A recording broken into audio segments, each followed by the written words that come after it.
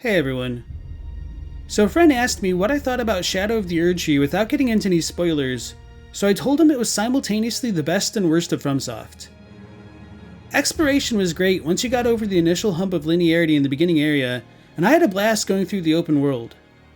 The DLC has brought Elden Ring to new heights with some of the prettiest vantages and coolest enemies we've seen yet, but is tarnished somewhat by questionable design decisions as they pertain to quests and boss encounters. Spoilers ahead. Alright, before getting into things, I'm going to preface by saying I chose to make my run more challenging by not using any of the Erdtree blessings, and I know some people are going to try to dogpile me for making the game arbitrarily harder and say that's why I didn't enjoy the DLC as much as I could have, but I stand by my decision. Despite giving people a friendly ribbing to get good from time to time, I'm generally not that elitist about video games, and I've long encouraged people to play games the way they want to that gives them the most fun playing. For some, that means power leveling their characters to level 500 and destroying any enemy who dare stand in their way, and for others, it could be beating a game without leveling up at all.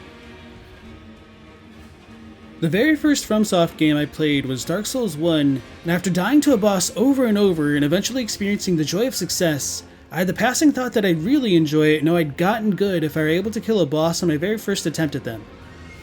Funnily enough, that happened for me when I got to Quelaag, but rather than exultation, I was left with bittersweet disappointment. Was this really it? It wasn't nearly as satisfying as I hoped it'd be. When I played through Elden Ring for my very first time, I died and reloaded my game probably over 200 times to kill the Grafted Scion and Tree Sentinel in Limgrave, mostly because I'm stubborn and I have fun persevering in the face of a challenge. However, I also like exploring. A lot. So much so to the point it's problematic. To help put it in perspective, I got to level 69 in Skyrim and had 23 shots of power that I couldn't even use because I hadn't begun the main questline. I did a similar thing going through Elden Ring, having fully explored Limgrave and a large chunk of Liurnia and Caelid before going to Stormvale Castle, where I promptly one-shot both Margit and Godric. Just like my experience with one-shotting Quelaag in Dark Souls 1, my victories felt hollow, and it was from that point on I vowed to not use Spirit Ashes unless it was a multi-enemy fight. I did eventually break that vow when I fought Melania, so I punished myself for it by not leveling up any more after that, and forced myself to solo her properly with the same character on New Game Plus. Anyway, I didn't want to have another experience where I completely outscaled the enemies in the DLC by exploring too much, so I chose not to use the Erdtree blessings. This did indeed make the bosses hit harder and have more inflated pools of health, but the core movesets would be the same, which is what I'd ultimately be judging. I don't regret this decision at all, and I made certain bosses which would have been pushovers by the time I got to them, like Ramana and the Lion Dancer, still pose a decent challenge. So like I was saying earlier, I really enjoyed exploration in the open world of the DLC, and I really didn't have any problems facing normal enemies despite not using any blessings. They felt tough, but not really any worse than enemies in the Halig Tree. Bosses in the overworld were a different story though, and a number of them vastly outscale the difficulty of the enemies in the surrounding areas, and I don't know why exactly that is. Do Erdtree blessings not affect normal enemies? Is it just bosses? Either way, while I'm fine with lying in the bed I made for myself by not using the blessings, one thing I couldn't help but notice is that there were some abrupt spikes in difficulty for certain areas and boss encounters. I don't know if it's fitting or if it's ironic, but the Jagged Peak's sudden surge in difficulty despite being next to the beginning area reminded me of the sudden spike in difficulty moving from Caelid into the Dragon Barrow. Despite that, I was pleasantly surprised and actually had a lot of fun adjusting my build to match the different types of damage dealt by enemies in each area, and I found myself adjusting my kit much more frequently in the DLC than I ever had in the base game. I can see this being a bit annoying for some people, but it made it a bit more engaging for me personally. As far as legacy dungeons go, I thought they were great and stood toe-to-toe with those found in the base game in terms of their size and complexity. We even finally got some caves and mines with more unique layouts, which was welcome indeed, and I guess the only lackluster legacy dungeons for me ended up being the catacombs because they were just more of the same from the base game, which means they were stressful and engaging. I guess my biggest complaint about them would be that a couple felt a little too big just because I didn't want to make the effort to go back to adjust my build at a site of grace and run back to the boss arena, but that's really not a complaint at all. It's a bit difficult comparing the DLC's Legacy Dungeon bosses to those found in the overworld since the Legacy Dungeon bosses are more unique and thus don't feel like they have overly inflated stats, but while I did indeed die my fair share of times to both, I couldn't help but feel that there were consistent design issues with the difficulty of the bosses unique to Shadow of the Erdtree. Now to reiterate, while I did knowingly choose to do a no blessing run of the DLC where I didn't want to use summons or spirit ashes, I can set aside the issue of how much damage bosses deal and receive, and I want to focus on the actual pacing and flow of combat. Compared to the base game of Elden Ring and previous Soulsborne titles, it felt like too many bosses in the DLC would chain together a series of attacks that could combo anywhere from 1 to 9 times depending on RNG and player positioning. This is fine. However, I feel like what sets the DLC apart is that the bosses don't do as good of a job telegraphing when they're doing a short combination attack versus a long combination attack, and that the punishment windows on their attacks are way too short in general. This turned combat into a bit of a slog for me, where I felt like I was constantly on edge, blocking or dodging enemy attacks, waiting for my one opportunity to strike and get a bit of chip damage in before the boss transitioned into the next chain of attacks. I'll be honest, it was kind of infuriating facing a boss like Bale and avoiding his freaking nuke only to get punished for having the audacity to try and get a running jump attack in after it ended. In previous boss encounters, players would typically be able to get some breathing room from the bosses if they managed to keep their distance, but so many bosses in Shadow of the Erdtree have such extreme gap closers, it simply isn't feasible to hang back and rebuff or use flasks while you and the boss are in neutral. And this leads into my next point. Because the bosses have such long sweeping attack chains and very small punishment windows, this drastically lowers the value of certain buffs since you're attacking much less frequently in general.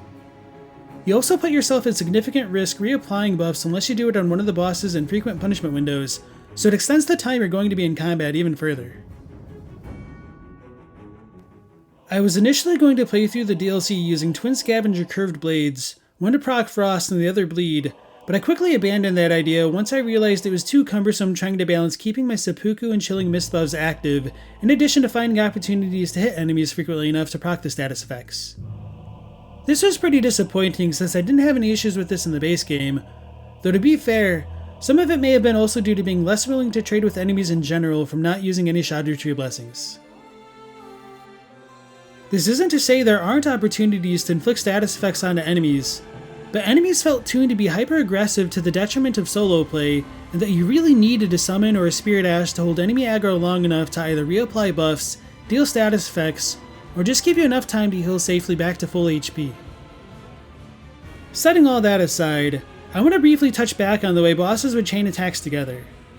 As I said earlier, I felt in general that bosses didn't do as well in telegraphing their attacks, and I can't begin to tell you the amount of times I was hit because I couldn't differentiate between certain enemy attack variations.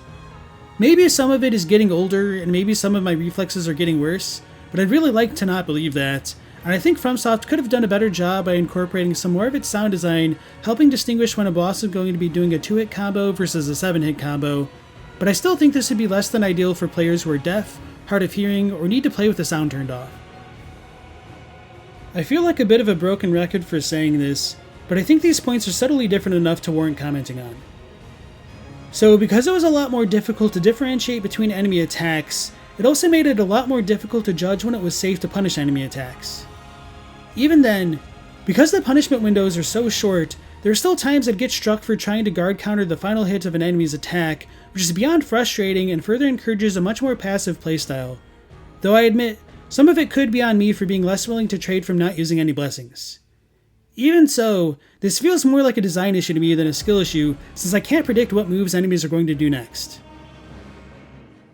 I mentioned Bale's nuke as an attack, which stood out to me as being one that should be punishable, but just to give a bit of extra context, after Placidus Axe uses its nuke, there's a sizable punish window in which you can retaliate. Maybe one could argue Placidus Axe's punishment window is a bit too long, but my general impression of the DLC was like enemies could instantaneously recover all of their stamina after an attack ended, whereas I had to constantly manage my stamina so it didn't run out between dodging enemy attacks and trying to punish them appropriately. Why do they get to use constant barrages of attacks, yet it's too greedy of me to be able to chain together 2 at a time? I think part of this ties back into the mobility of bosses. Because they can cover so much ground, they're a constant threat no matter which direction they're facing or what distance they're at, and the tracking on their attacks is way better than what the player character can do.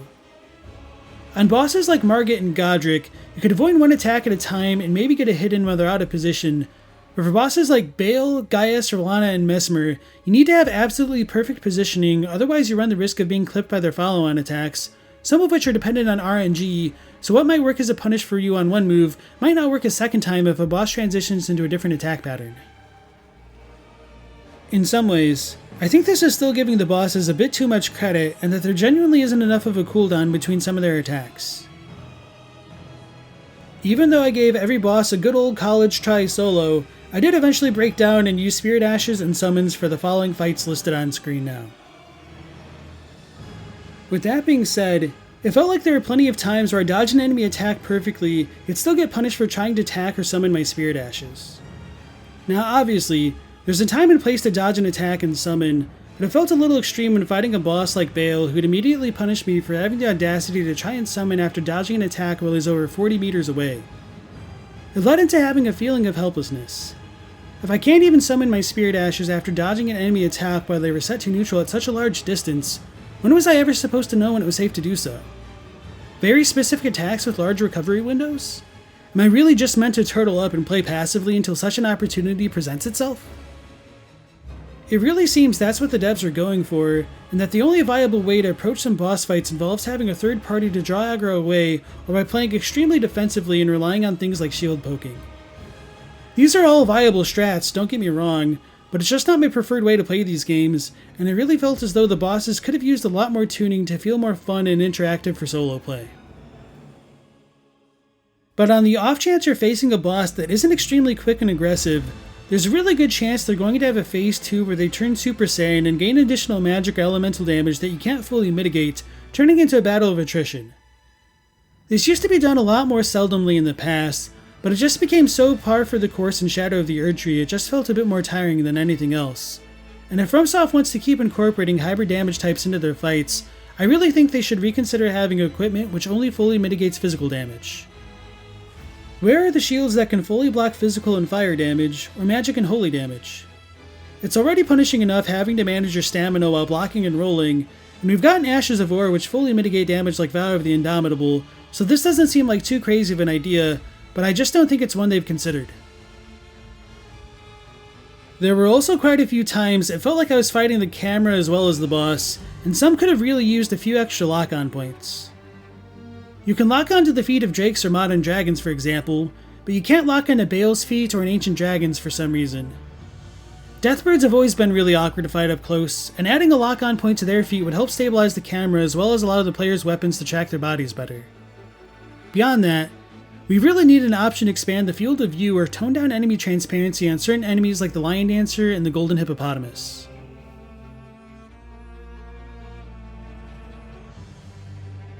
One of the most frustrating and consistent issues I had with the design of bosses in Shadow of the Erdtree is how it felt bosses were designed to roll catch or animation trap the player, and how much of it seemed to be tied to RNG.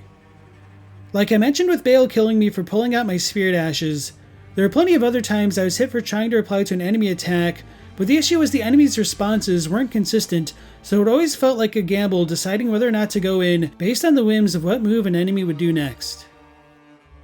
To give some concrete examples of this, in the second phase of Mesmer's fight, he has a move where he'll Palpatine spin across the room, and sometimes when he lands, he'll summon a pool of snakes beneath him after an extremely brief delay. He doesn't always summon the snakes though, so if you've been conditioned to attack him when he does this, he can be in for a surprise.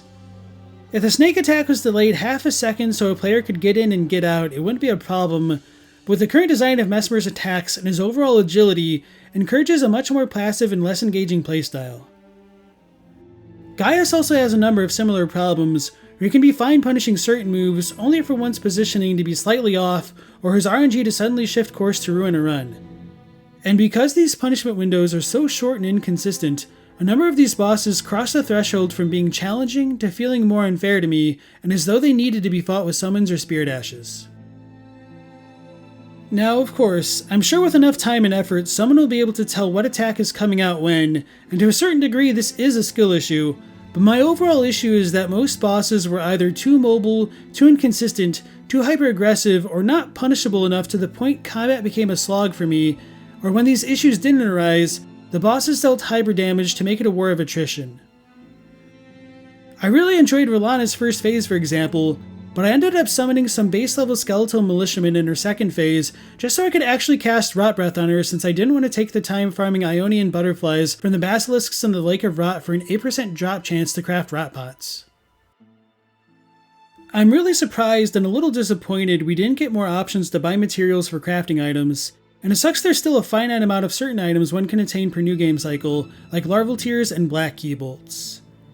I was also really hoping there'd be more ways to buff our character's weapons, like infusions for Black Flame, Sleep, and Scarlet Rot, or even more spells to do it, since 7 seconds to make use of Black Flame armament is ridiculously short even for the base game standards. So while I really enjoyed Shadow of the Erdtree for the most part, I couldn't help but be a little disappointed with the general trend of its boss design. As I said at the beginning of the video, I think players should feel free to enjoy games the way they want to enjoy them, and unfortunately, I just don't enjoy the current trend of FromSoftware's boss design. If I were to compare Elden Ring and Shadow of the Erdtree to a cake, I'd say the base game is like a really good cake that kind of ran out of icing toward the end, whereas the DLC has way too much icing. And this is what I mean when I say Shadow of the Erdtree is both the best and the worst FromSoft has to offer. It can be really good in small quantities, but it's a little sickening having too much at once. I know people are still going to try and give me flack for playing the DLC without using blessings, but I don't regret my decision since I got to judge each boss on equal footing. Hopefully this video has made it clear what my issues were with enemy design, and that they extend beyond damage tuning. Despite all that, I'm curious if others feel similarly, particularly those who prefer playing solo, but I am still curious about other opinions as well. So a few questions I'd like to leave you all with are: did you have issues keeping your buffs up or applying statuses to enemies? Were you playing solo? Do you think you used as many charged R2s on bosses as you did in the base game? How was it trying to fight some of these bosses as a caster? Do we have any solo casters out there? And if so, what was that experience like? Did you find yourself employing more cheese strats against bosses in the DLC, or was it about the same? What bosses gave you the hardest time, and what builds were you using against them? Are there any bosses in the base game you think are more difficult than the bosses in the DLC? For anyone curious, I did eventually give up my blessingless run when I got to the final boss after giving it the good old college try. I'd already seen what I wanted to see, and I was too fatigued to spend hours figuring out how to deal with the attacks in its second phase that were killing me at 80% of my health while I was using Barricade Shield on a Haligtree Crest Great Shield. I managed to defeat the boss on my second attempt after I'd used my blessings, so part of my victory does feel hollow still, but I felt like my success would have been more contingent on RNG than anything I was doing as a player, and I was kind of over it. When I stream the DLC in the future, I'll be sure to use blessings, spirit ashes, and NPC summons since I've already challenged myself as much as I want to, but I'm still going to be a little bitter that I could have enjoyed the DLC that much more if things were just tweaked here and there, and I'm curious if others feel the same.